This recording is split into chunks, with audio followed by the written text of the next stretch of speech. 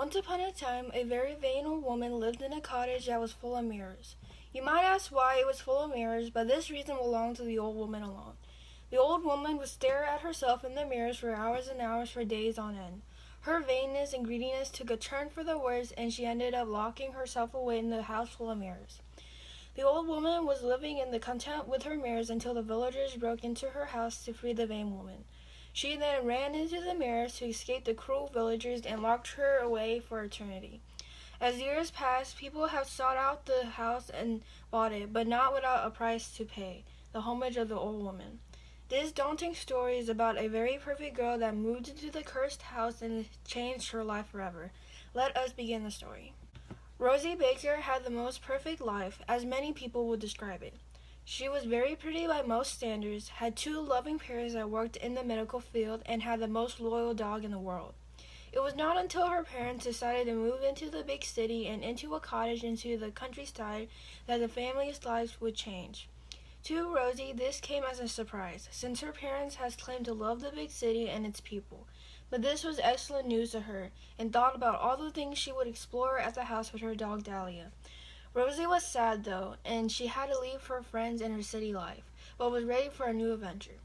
A few days later, Rosie and her family packed their bags and headed to the cottage, a new place they finally called home. Rosie and Dahlia rushed out the car, opened the front door. As soon as Rosie entered the house, she noticed a bunch of mirrors that showered the walls of every room. These mirrors were in different shapes and sizes. A mirror that Rosie admired the most was a star-shaped mirror that almost took up a wall. Dahlia started to bark repeatedly at the mirrors, and Rosie tried to calm her down. Rosie's parents brought in the boxes and started to unpack. Rosie walked over to them and asked about the mirrors. Rosie's mom says that there was once an old woman that lived there and was obsessed with buying mirrors and locking herself away from the world. Rosie's mom laughed and said the old woman ended up escaping into the mirrors from villagers and pulled people in to trap them there. Rosie, of course, had a rational mind and thought it was a silly myth that was made to scare people of the house. Rosie rolled her eyes and took Dahlia on a walk to explore the house. There was the most beautiful flowers, trees, and a creek around the house which excited Rosie. Dahlia excitedly played around the grass and chased after dragonflies. After a while, Rosie took Dahlia back into the house and had dinner with her family. While eating, Rosie swore she heard a voice that said her name very softly. Rosie was very confused since her family was talking about work and had not said her name once in the entire conversation.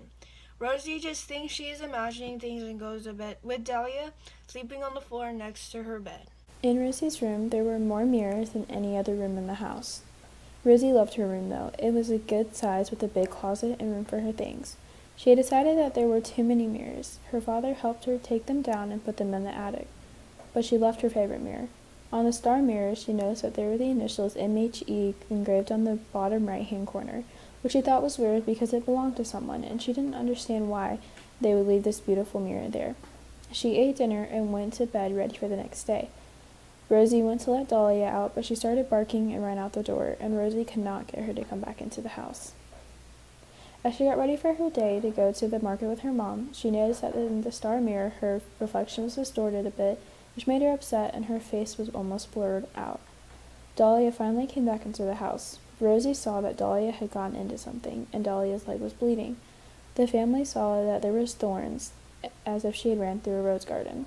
A few weeks had gone by, and all the mirrors in the house had mostly been taken down. Rosie was loving her new town and friends. She was preparing to go out with some of her friends that evening, and realized that her reflection did not appear in the mirror. She ran to go get her mom, but when they both came back, their reflections were there.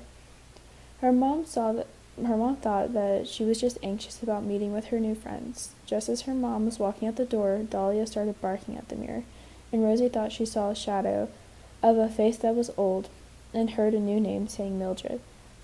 She was scared, but she thought her mom was right, and was just remembering the story that her mom told her when she had just first moved in.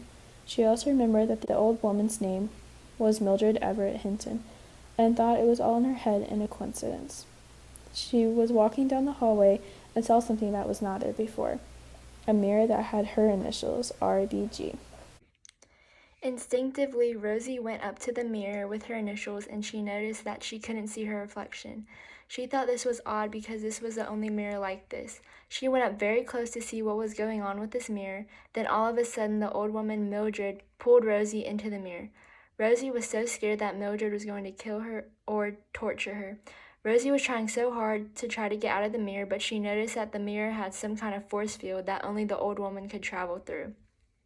Mildred traveled through the mirrors trying to find her next victim, and Rosie noticed that whichever mirror Mildred was in, Rosie couldn't see her own reflection.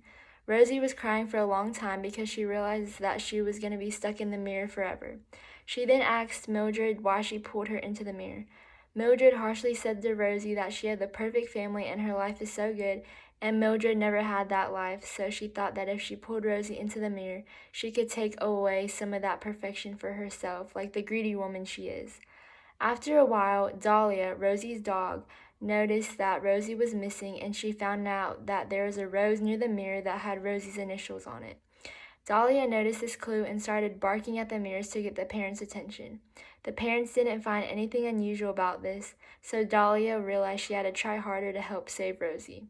So Dahlia went out to the rose garden to bring a rose to the parents so maybe the parents would notice that the rose represented Rosie and that their daughter was missing.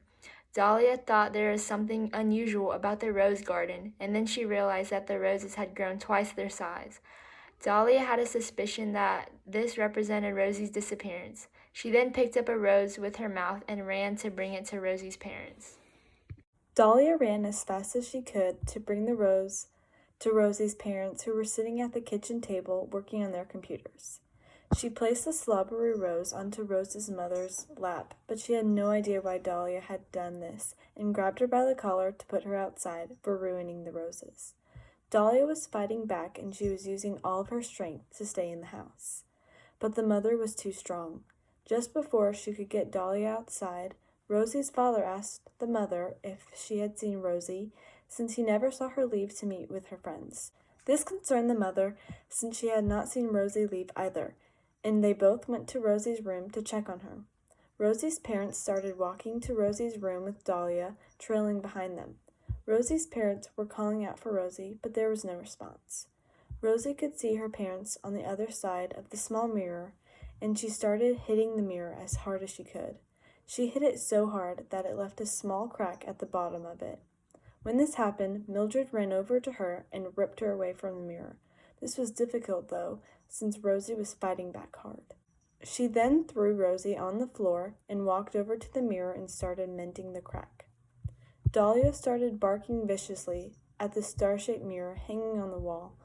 Rosie's mom started at Dahlia when the father stopped her. He noticed something wrong with the mirror. He was at a loss for words as the crack started to fix itself. Both of the parents walked over to the mirror as Dahlia was barking and pulling at their clothes to keep them away from the mirror, but it was too late. Mildred reached out of the mirror and pulled them both in, and Dahlia was left alone in the house with many mirrors in all the rooms.